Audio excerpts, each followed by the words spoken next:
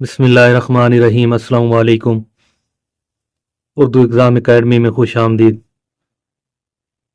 अज़ीज़ तलबा, उम्मीद करता हूँ कि आप सब खैर व आफ़ियत से होंगे। तो उर्दू एग्ज़ाम एकेडमी में मैं आपके साथ हूँ डॉक्टर असद, और आज हम 11वीं जमात का सबक नंबर 3 इखलाक़ नबी हज़रत मोहम्मद सल्लल्लाहु अलैहि वसल्लम नई किताब और स्मार्ट सिलेबस के मुताबिक तीसरा सबक इखलाक़ नबी हज़रत मोहम्मद सल्लल्लाहु अलैहि वसल्लम के मुकम्मल मश्क हल करेंगे।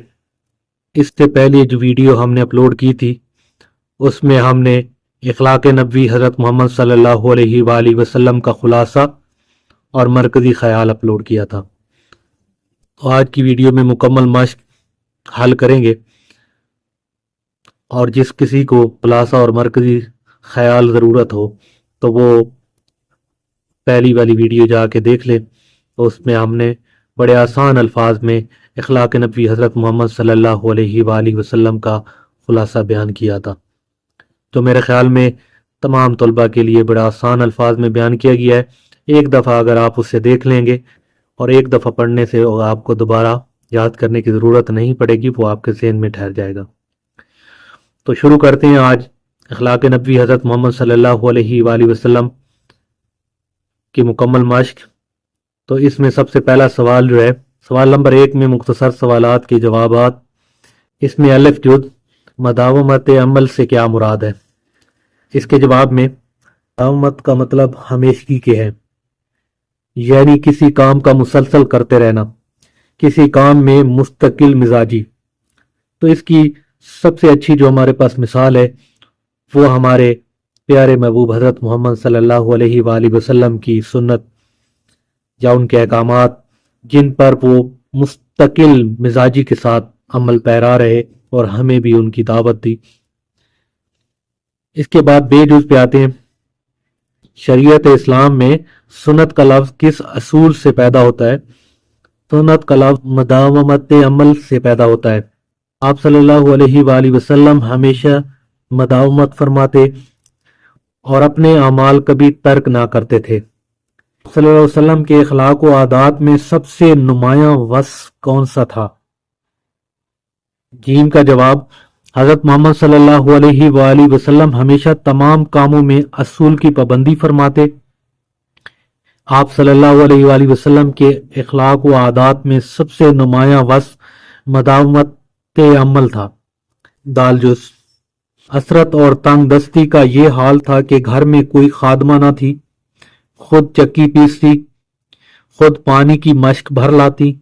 ये अहवाल किस हस्ती के हैं और इन्हें रसूल अकरम सल्लल्लाहु अलैहि वसल्लम के आगे किसने पेश किया?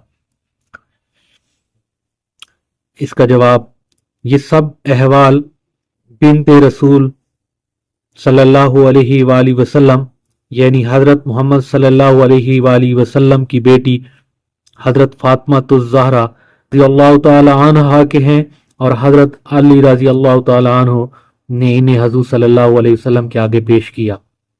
मुख्तसर सवालात के जवाब में है जुज़, ये रहम है जिसको खुदा ने अपने बंदों के दिलों में डाल दिया है।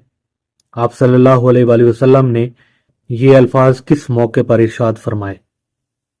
इसके जवाब में, ये अल्फाज हुज़ूर सल्लल्लाहु अलैहि वसल्लम ने अपनी नवासी की वफात के वक्त आंसू बहाते हुए फरमाए, क्योंकि वो हालत नज़ा के वक्त हुज़ूर सल्लल्लाहु अलैहि वसल्लम की गोद में थी। सवाल नंबर 2, दुरुस्त जवाबात की निशानदेही करें।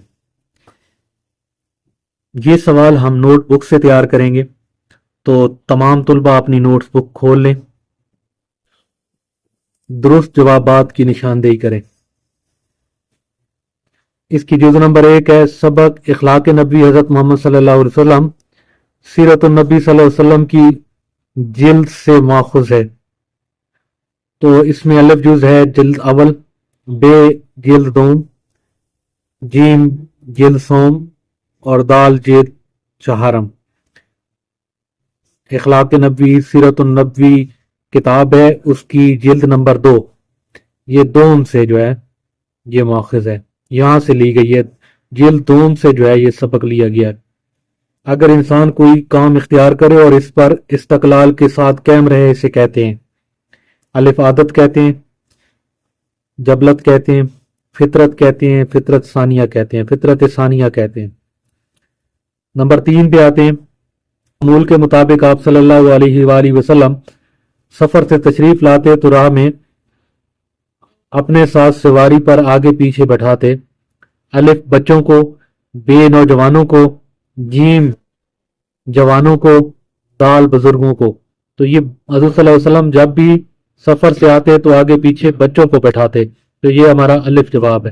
لیکن خدا کے نزدیک تمہارے دام زیادہ ہیں، آپ صلی اللہ علیہ وآلہ وسلم نے یہ ارشاد فرمائے۔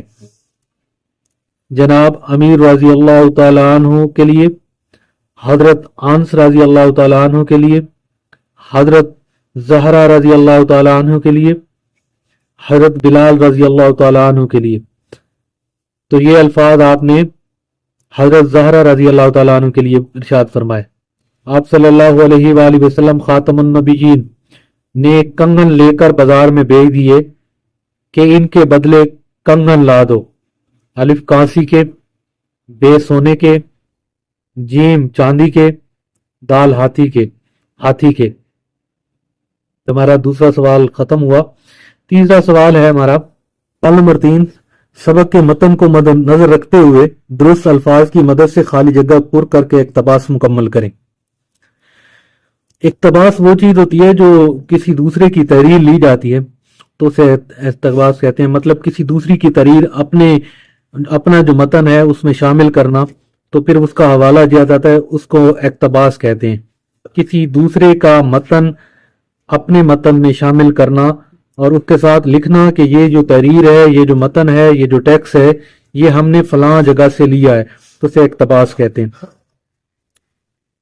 اقتباس میں ہمیشہ جہاں سے اقتباس دیا جاتا ہے، جہاں سے وہ تحریر لی جاتی ہے، جہاں سے وہ ٹیکس لیا جاتا ہے، اس کا حوالہ دینا لازمی ہوتا ہے۔ تو یہ سبق کا ایک اقتباس ہے، تو اس کی خالی جگہ پر کرنی ہے، تو یہ خالی جگہ پر کرتے ہیں۔ تو اخلاق کا ایک دقیق نقطہ، یہاں پہ نقطہ لکھیں گے، یہ ہے کہ انسان اپنے لیے اخلاق حسنہ،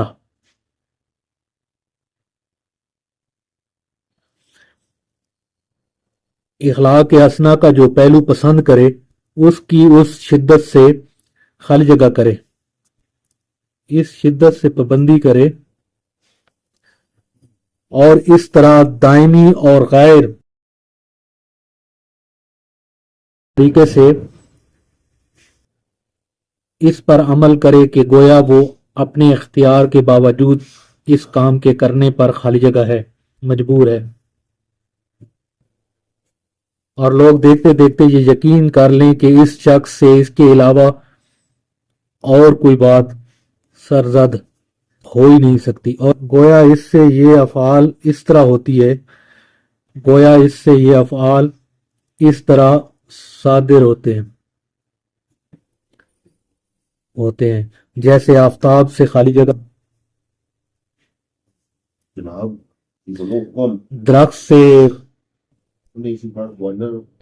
پھول سے خوشبو، کہ یہ خصوصیات ان سے کسی حالت میں الگ نہیں ہو سکتی۔ اس کا نام استقامت حال اور مداومت عمل ہے۔ یہ ہمارا سبق کا سوال نمبر 3 تھا جو ہم نے ٹیکسٹ بک سے حل کیا، اور سوال نمبر 4، اخلاق نبی کے کسی ایک پہلو پر گفتگو کریں۔ یہ ہم پھر رجسٹر سے لکھتے ہیں اس کو۔ سوال نمبر 4 ہمارا ہے، اخلاق نبی صلی اللہ علیہ وآلہ وسلم کے کسی ایک پہلو پر گفتگو کریں۔ کا جواب بڑی آسان الفاظ میں نے یہاں پہ تحریر کیا ہوا ہے۔ حضرت محمد صلی اللہ علیہ وآلہ وسلم حسن اخلاق کے پیکر تھے۔ آپ صلی اللہ علیہ وسلم کسی سے ملتے وقت سلام میں پہل کرتے، کوئی بولتا تو غور سے بات سنتے، مجلس میں لوگوں کے برابر بیٹھتے، لوگوں کی ناگوار باتوں کو برداشت کرتے، کسی کی ناپسند بات ہوتی جو حضرت صلی اللہ علیہ وسلم کو پسند نہ آتی تو اس کے آگے اس کا تذکرہ نہ فرماتے کہ وہ شرمندہ نہ ہو۔ تو یہ ہمارا سوال نمبر 4 تھا، اور سبق اخلاق نبی حضرت محمد صلی اللہ علیہ وآلہ وسلم کو مد نظر رکھتے ہوئے، یہی سبق جس کی مشق کر رہے ہیں، اسی سبق کو مد نظر رکھتے ہوئے آپ صلی اللہ علیہ وسلم کی بچوں اور اولاد سے محبت کے بارے میں آپس میں بات چیت کریں۔ ویسے یہ سوال تو اس طرح ہے کہ طلبہ جو ہے وہ خود آپس میں ڈسکس کر کے اس سوال کا جواب خود ہی تیار کر سکتے ہیں۔ میں نے ایک چھوٹا سا ایک پیٹرن آپ کے سامنے رکھ دیا ہے۔ آپ جواب اس کا ہے اخلاق نبی صلی اللہ علیہ وآلہ وسلم سبق کے متن۔ یہ جو سبق ہے اخلاق نبی، سبق کے متن وہ ہوتا ہے جو تحریر ہے، جیسے یہ میں نے ٹیکسٹ لکھا ہوا ہے تو یہ میرا متن ہے، یہ ٹیکسٹ ہے۔ اخلاق نبی صلی اللہ علیہ وآلہ وسلم سبق کے متن سے ہمیں معلوم ہوتا ہے کہ آپ صلی اللہ علیہ وآلہ وسلم بچوں اور اولاد سے بے پناہ محبت کرتے تھے۔ آپ صلی اللہ علیہ وآلہ وسلم کی آنکھوں میں آنسو اپنی اولاد کے لیے آ گئے تھے۔ موجودہ دور میں ہم دیکھتے ہیں تو بڑے جو ہے وہ چھوٹوں پر شفقت فرماتے ہیں، لوگ بچوں اور خاص کر اپنی اولاد سے محبت کا اظہار فرماتے ہیں۔ تو اس کی جو بنیاد رکھی تھی بچوں سے، چھوٹوں سے شفقت اور پیار کی، تو یہ ہمارے پیارے نبی حضرت محمد صلی اللہ علیہ وآلہ وسلم نے رکھی تھی آج سے 1400 سال پہلے۔ ہم دوبارہ ٹیکسٹ بک کی جانب آتے ہیں۔ آگے جو ہمارا سوال ہے، سوال نمبر 6، نیچے دی گئی عبارت کو پڑھیں اور پوچھے گئے سوالات کے جواب دیں اور عبارت کا مناسب عنوان لکھیں۔ سوالات کے جواب دیکھتے ہیں۔ منفی رجحان سے کیا مراد ہے؟ پہلا سوال ہے، اگر ایک دو کر لیں تو آسانی رہے گی۔ ایک، یہ سوال نمبر 2، یہ 3، یہ 4، یہ 5۔ یہ ہم نے خود سے لگا دیے ہیں۔ سوال نمبر 1، سوال نمبر 2، 3، 4، 5۔ یہ جو ہم نے عبارت پڑھی ہے اس عبارت سے یہ ہم سوال ڈھونڈتے ہیں، تو یہ آپ ٹیکسٹ بک پہ رہی طلبہ۔ سب سے پہلے ہے منفی رجحانات سے کیا مراد ہے، تو اسی جو پیرا ہم نے پڑھا ہے اس میں سب سے پہلے آتے ہیں کہ منفی رجحانات سے کیا مراد ہے۔ یہ ہمیں جو ہے یہاں سے لے کے، اور یہ منفی رجحانات سے مراد ہمارا معاشرہ اس وقت منفی رجحانات سے دو چار ہے، ان میں عدم و برداشت سر فہرست ہے۔ ایک کا جواب ہے یہاں سے لے کے یہاں تک۔ منفی رجحان سے کیا مراد ہے؟ ہمارا معاشرہ اس وقت منفی رجحانات سے دو چار ہے، ان میں عدم و برداشت سر فہرست ہے۔ باقی تو آپ کہہ سکتے ہیں کہ چھوٹی چھوٹی باتوں پہ لڑائی جھگڑے وغیرہ وغیرہ، اگر سوال کو لمبا کرنا چاہیں تو یہ چھوٹا سا جواب ہے اس کا۔ سوال نمبر 2 ہے، رواداری کسے کہتے ہیں؟ اس عبارت کے شروع میں آ جاتے ہیں۔ یہ سوال نمبر 2 کا جواب ہے۔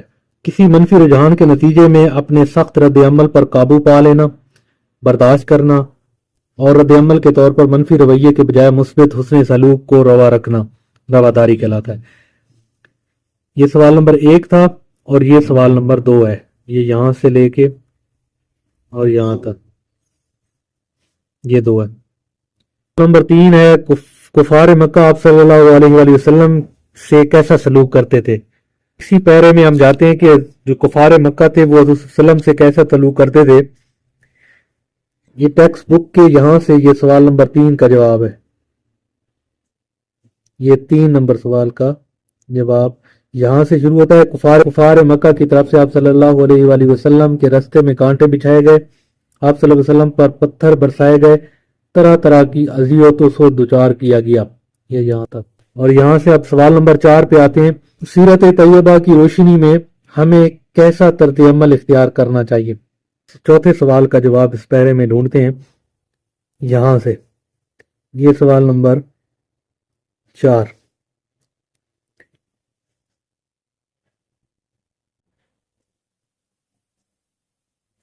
یہ 4 کا جواب ہے۔ حضور صلی اللہ علیہ وسلم کی سنت پر عمل کرتے ہوئے ہمیں بھی اپنی معاشرتی روایات کو حوصلہ مندی اور صبر و برداشت کے اصولوں پر قائم رکھنے کا عزم کرنا چاہیے تاکہ ہم آپس میں باہمی اخلاص اور مثالی بھائی چارے کو فروغ دے سکیں۔ یہ 4 نمبر کا جواب ہے یہاں تک۔ نمبرنگ ہماری سوالوں کی خود سے کی گئی ہے، نمبرنگ ویسے ٹیکسٹ بک پہ نہیں ہے۔ فتح مکہ کے موقع پر آپ صلی اللہ علیہ وسلم نے دشمنان اسلام کے ساتھ کیا سلوک کیا؟ تو یہ 5ویں سوال کا جواب چھوٹا سا جواب ہے، یہاں سے جہاں تک۔ فتح مکہ کے موقع پر آپ صلی اللہ علیہ وسلم نے تمام دشمنان اسلام کو معاف کر دیا، حالانکہ آپ اس ٹائم بدلہ لے سکتے تھے، صلی اللہ علیہ وسلم نے بدلہ نہ لیا بلکہ ان سب مکہ والوں کو معاف کر دیا۔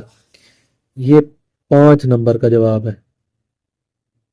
تو امید ہے کہ یہ جو پیرا ہے اس میں تمام سوالوں کے جوابات کے میں نے نشان لگا دیے ہیں، وہ تمام طلبہ کو سمجھ آ گیا ہوگا۔ اس عبارت میں سے اگر کوئی سوالات پوچھے جائیں اچھے طریقے سے پڑھنے کے بعد وہ خود سے اس کو حل کر سکتے ہیں۔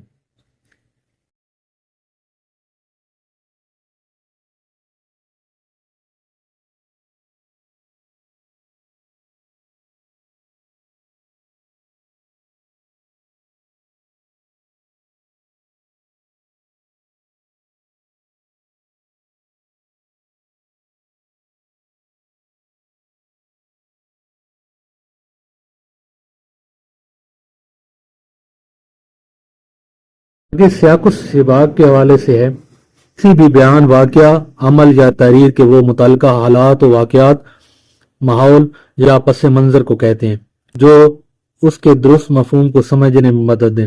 سیاق السباق کے بغیر کسی بات کا درست مفہوم سمجھنا دشوار ہوتا ہے۔ اس میں ایک اور ہے، حوالہ متن کیا ہے؟ متن وہی ٹیکسٹ کو کہتے ہیں، تحریر کو کہتے ہیں، وہ ریفرنس کو کہتے ہیں کہ یہ جو متن ہم نے لیا ہے، یہ جو تحریر ہم نے لی ہے وہ کہاں سے لی ہے۔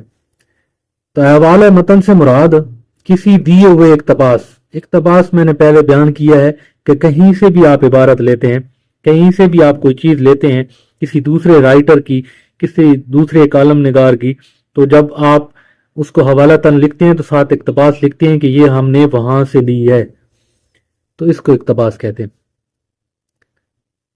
عبارت یا تحریری مواد کے حوالہ جات بیان کرنا، جو بھی اگر آپ کوئی چیز لکھ رہے ہیں تو آپ کسی بھی کتاب کو اٹھا کے دیکھ لیں تو اس کے آخر میں حوالہ دیا ہوتا ہے کہ یہ جو ہم نے لکھا ہے، یہ جو ہم نے تحریر لکھی ہے کسی اور کی، یہ وہاں ہم نے، جیسے اخلاق نبوی حضرت محمد صلی اللہ علیہ وسلم، شبلی نعمانی مصنف ہے، اس کا جلد 2 سے یہ آپ نے لیا ہے۔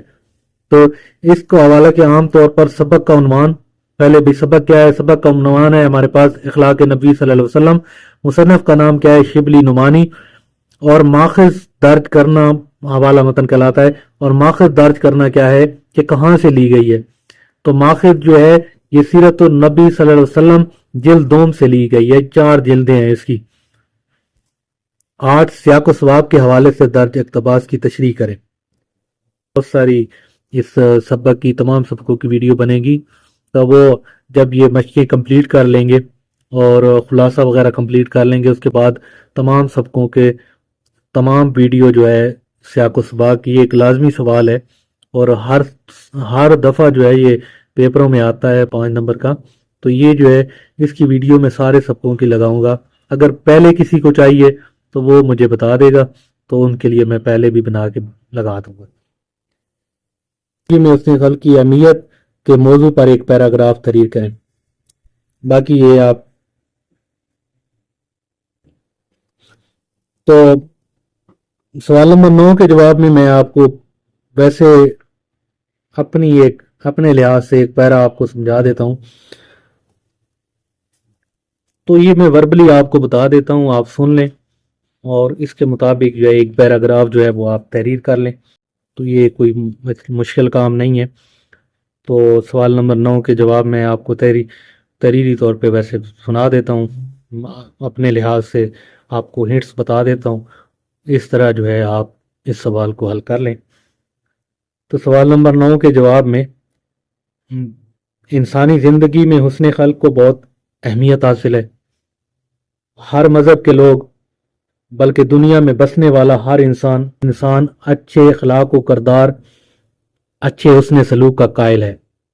ہر بندے کو چاہیے ہوتا ہے کہ دوسرا بندہ اس سے اچھے اخلاق سے ملے، بات چیت کرے۔ انسان کا جو کریکٹر ہے، انسان کی جو پہچان ہے، وہ اخلاق ہے اس کا۔ جتنا اچھا اخلاق ہوگا اتنی دنیا اسے پسند کرے گی۔ اور جتنا برا اخلاق ہوگا اتنا لوگ ان سے سائڈ لیں گے۔ اس نے خلق سے کسی کو بھی انکار نہیں، کیونکہ اخلاقی خوبیوں کو حاصل کرنا انسان کی فطرت کا اہم تقاضا ہے، بلکہ بنیادی ضرورت سمجھا جائے تو وہ بھی بہتر ہے۔ اس کے بغیر انسان میں انسانیت اور حسن و خوبی نہیں ہوتی۔ جب انسان میں حسن اخلاق نہیں ہے، اس میں بات کرنے کی تمیز نہیں ہے، تو کوئی بھی وہ کتنا ہی بڑا انسان کیوں نہ بن جائے، انہیں کوئی بھی اتنی اہمیت نہیں دیتا، ہر بندہ اس سے سائڈ پہ ہی رہنا پسند کرتا ہے۔ یہی حسن خلق، یہی وہ عظیم اور قابل قدر جوہر ہے جس کے ذریعے معاشرے میں بھائی چارہ، اتحاد و اتفاق، پیار و محبت، عفو و درگزر اور مطابقت و ہم آہنگی پیدا کی جا سکتی ہے، ایک دوسروں سے پیار بڑھایا جا سکتا ہے۔ حسن سلوک ہی ایسا عمل ہے جس کے ذریعے آپ اپنے دشمن کو پگھلا سکتے ہیں، اپنا بڑا سا بڑا کام آپ حسن اخلاق سے 1 منٹ میں کرا سکتے ہیں۔ تو اگر کہیں کہ آپ کے پاس پیسے بہت زیادہ ہیں، دنیا آپ کو سلام کرے گی، یہ والا فیکٹ ہے، لیکن جس کا حسن اخلاق نہیں ہے، جنہیں دنیا میں رہنے کی تمیز نہیں ہے، اس سے دنیا اچھے انداز سے، اچھے الفاظ سے یاد نہیں کرتی۔ آپ کا اخلاق ایسا ہونا چاہیے، آپ جب اس دنیا سے رخصت ہو جائیں تو جو لوگ آپ کو پکاریں، آپ کو یاد کریں، جب بھی آپ کو یاد کریں تو اچھے الفاظ سے یاد کریں کہ فلاں انسان جو ہے اس میں یہ والی اچھی خصوصیات تھیں۔ کیونکہ بری باتیں ہر کسی کو بری لگتی ہیں، کوئی یاد نہیں رکھتا، لیکن آپ کے اچھا اخلاق اور اچھی باتیں اور اچھا رہن سہن اور ایک دوسرے کے ساتھ محبت بری باتیں وہ دنیا کو یاد رہتی ہیں، اور آپ کے جانے کے بعد بھی دنیا ان کو یاد کرتی ہے۔